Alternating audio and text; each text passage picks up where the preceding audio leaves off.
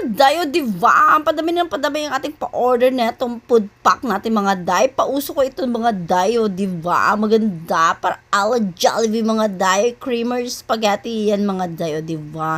Dating 10 pieces, ngayon pa 20, 30, 40 pieces na mga day. Bongga ng mga over mga day. Sa mga bet mag-order mga day, PM nyo lang ako ng over in ever, diba?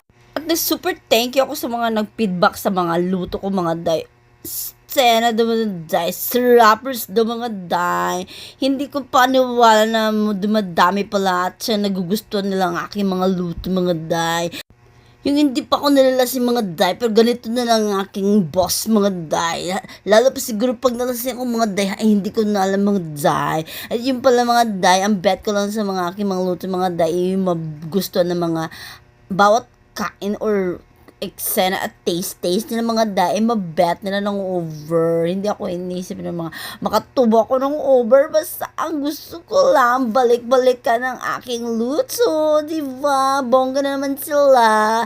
Ayun na naman sila. Nagagalit na naman sila sa aking boses at saka ng aking mga eksena. So, sorry naman po, yun pala mga dice sa mga naiingit dyan, gawa na naman kayo ng mga bet nyong mga eksena para hindi na naman kayo mga day, huwag naman kayo maganyan mga uy, di ba mga day, sarap ng aking mga luto day, unsa naman naman uy, pala day, condensed pala day mga day, nagtataka sila, ano daw yan, condensed yan mga day, yan na magpasarap ng ating spaghetti at saka lagay mo ng cream mga diba maglaway-laway talaga ako nito mga day pero hindi ako nakatikim yan mga day kasi kailangan nating ng over yung kailangan natin ng 50 pesos so diba sabi-sabi pa ko yung mga day kailangan natin sabi-sabi yung mga ating luto mga day para sa bawat kain na dapat luto ay masaya ka mga day pa, diba mga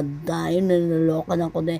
At saka yan mga day, na isa kang kayong pagbagay. Kaya habang nagano day, luto-luto na tayo ng fried chicken mga day.